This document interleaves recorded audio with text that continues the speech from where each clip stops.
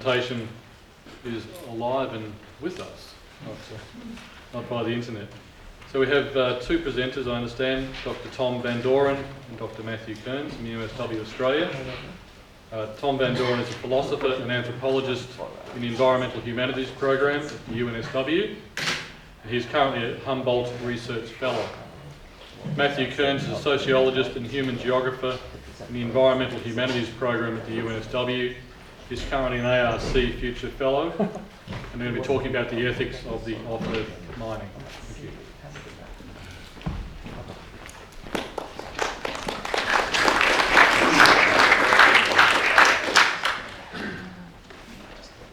Great.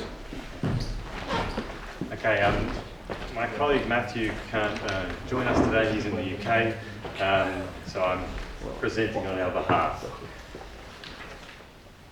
I'm going to do the thing that is customary for humanities scholars, which tends to annoy non-humanities scholars, and that is to read to you. But I will try to be as animated as I can.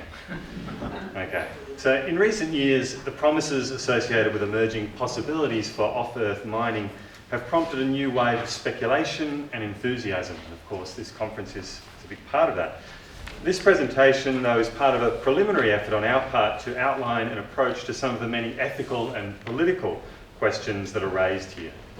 Drawing on recent work in the environmental humanities and in science and technology studies to interdisciplinary fields of inquiry, we'd like to offer some initial reflections on what is at stake in this fascinating and lively area from the perspective of the humanities. And I should have said at the beginning a big thank you to Andrew for inviting us to come here and for being interested in thinking about these ethical and political questions and prompting us to be even more interested in them.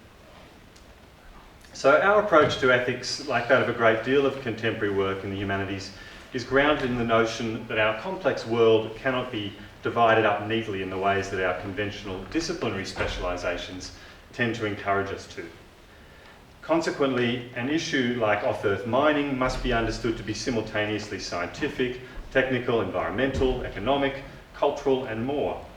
Each of these general domains does not exist and so cannot be treated in isolation from the others.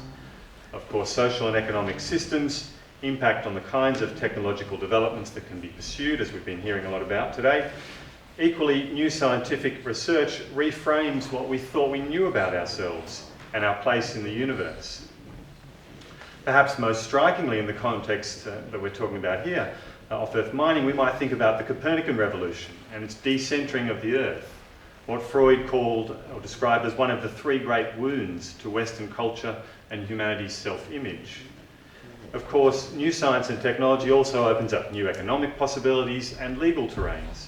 And Sheila Jasanoff and her colleagues have developed the idiom of co-production for thinking through these category-crossing entanglements and their consequences. From this perspective, the topic of off-earth mining cannot be considered in a meaningful way in isolation from the much larger set of challenges, possibilities, and imaginaries that accompany human gropings in all their forms for a future beyond the planet. So while it might be tempting to dismiss discussions of terraforming Mars or sending tourists into space as futuristic fantasies or as unrelated revenue streams, the reality is, I think, more complex. In very material ways, but also in important discursive and conceptual ways, these pursuits are intimately entangled. And so we begin from the proposition that our ethical discussion must reflect this entanglement. Off-earth mining is of course conceived by many as a bridging technology to other space activities. Even before the first resource has been harvested, the promissory capital that's already circulating around the multi-billion-dollar satellite refueling market and other potential markets is already helping to remake technological possibilities, facilitating investment in a range of rocket, surveying and sampling, mining and asteroid retrieval technologies.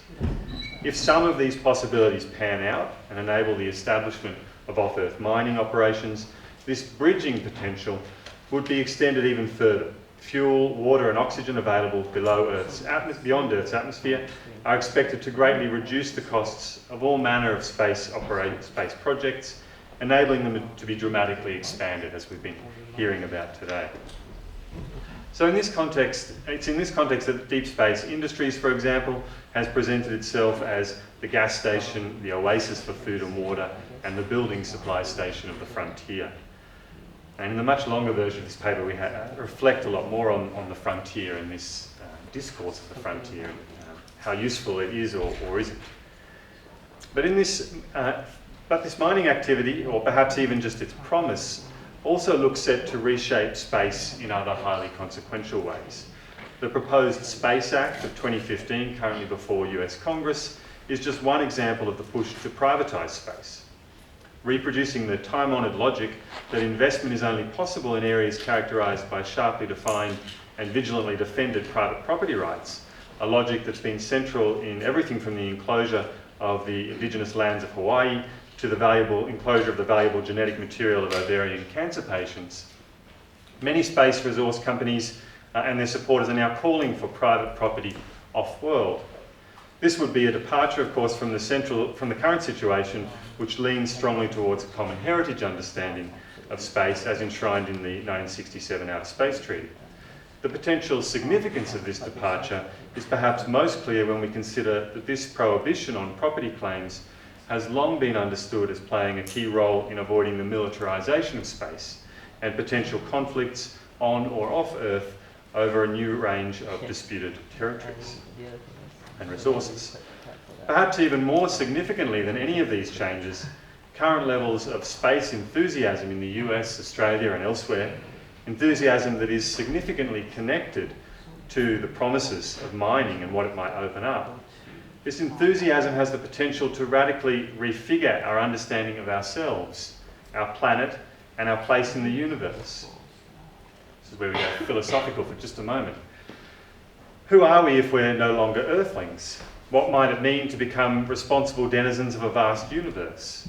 Which humans will these possibilities be open to? And will they challenge or reinforce existing social inequities?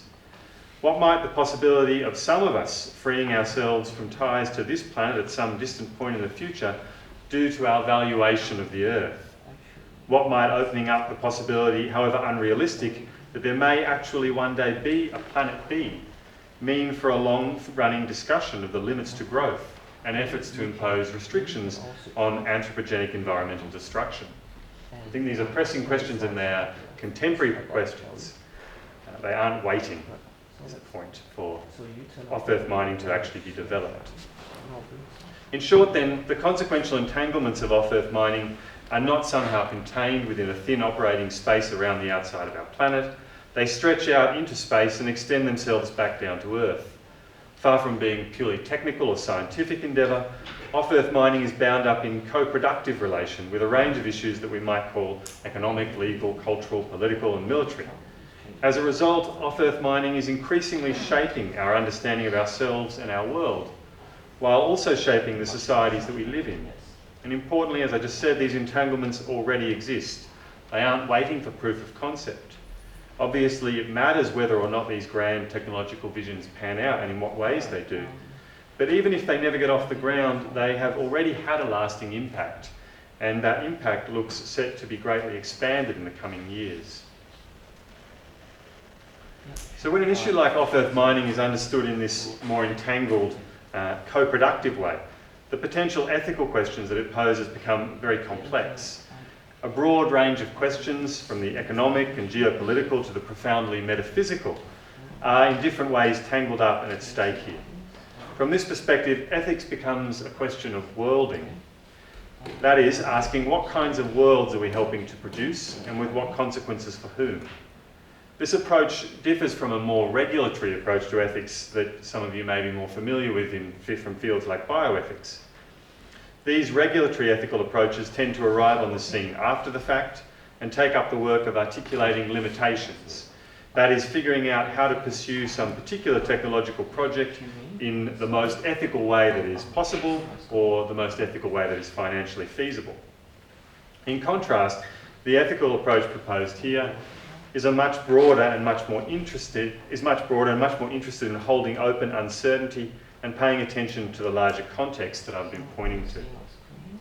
Ultimately, this approach is grounded in the deceptively simple question of cui bono, to whose benefit, who wins and who loses. That is, in asking who does what and with what consequences for whom. And taking up this question is not simple. Doing so in a serious way necessarily requires us to ask what it means to win or to lose in any given context. So if we take the example of proposals to scrape the regolith from the hundreds of kilometres of the lunar surface to collect helium-3, clearly for some people this activity, if technically and financially feasible, would be a very positive outcome. For others, however, doing so would be an act of vandalism, of extreme disrespect, potentially undermining relationships with deities and or with ancestors. Or when considering this proposal, we might even ponder the perspective of the reformed lunar landscape itself. Would this activity constitute scarring, or might it be understood as enhancement?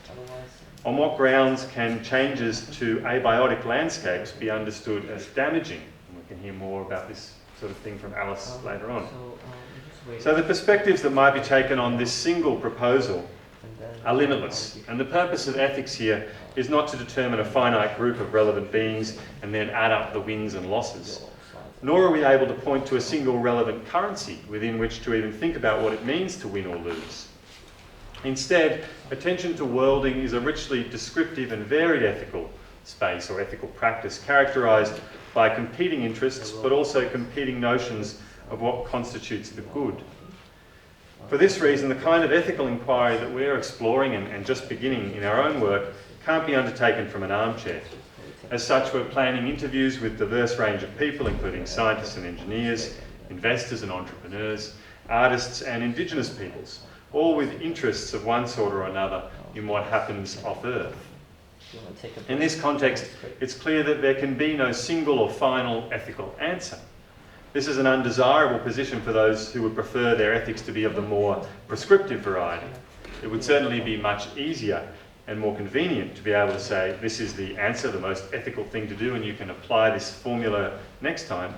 But providing such answers is not the point of the kind of ethical approach that we are advocating and developing in our work. Instead, it's about what Donna Haraway has called staying with the trouble. That is, exploring and inhabiting complexity and multiplying perspectives. Let's have a final section to finish off here.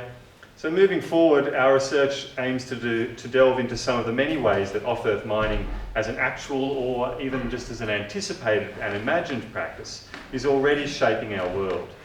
So we're also, of course, interested in what the future might hold in this area. Everything is at stake here, from economic and military implications to a broad range of cultural and imaginative possibilities for how we understand and narrate human life and the value of our planet. The work that we are proposing moves beyond what are usually understood to be the limits of ethical inquiry, at least in the regulatory sense that I mentioned just a moment ago. Instead, we're concerned with a broad range of fundamental questions relating to meaning, value, justice, and purpose in a changing world. These are big questions, and they're the kinds of questions that animate the humanities as larger fields of inquiry. And as such, we would suggest that the humanities possess a range of tools and approaches relevant to discussions of off-Earth possibilities, from poetry and literature to history, philosophy, and anthropology. Of course, these disciplines must be drawn into dialogue with the natural sciences, engineering, and related fields, as they increasingly are in areas like the medical and environmental humanities. Inspired by philosopher and geologist Robert Frodeman's effort to bring the humanities into an engagement with geology and the earth sciences in new and broader ways, what Frodeman calls a geologic, our proposal here might be understood as something like a cosmologic. What we envisage somewhat optimistically is a broad-based inquiry, perhaps something like a space humanities, that's up to the task of considering the many diverse ways that our changing relationships with outer space are today increasingly shaping possibilities for life, shaping what it means to be human, and to live on a planet that, as we learn more and more, is becoming ever smaller and less significant, while at the same time simultaneously becoming all the more miraculous. Thank you.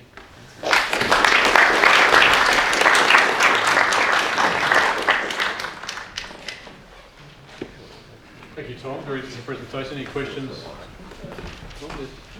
Yeah, I would wonder about the prospect of a dinosaur level event arriving in the sky, and we had time to do something about it, and you can guess what we might do, if we think we possibly could.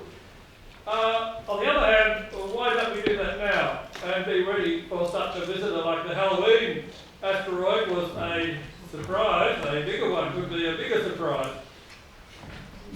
I find it fascinating that I think it's a very interesting question, but I take it from your question you've interpreted me as saying that we ought not to pursue off-Earth mining and expansion off-Earth, which certainly wasn't my point. But it's very interesting that that is the way that calls for thinking about ethics are often interpreted. So I'm certainly not saying that. I don't think we know enough about what the possibilities might be for off-Earth mining or for any kind of Mars settlement or anything like that yet.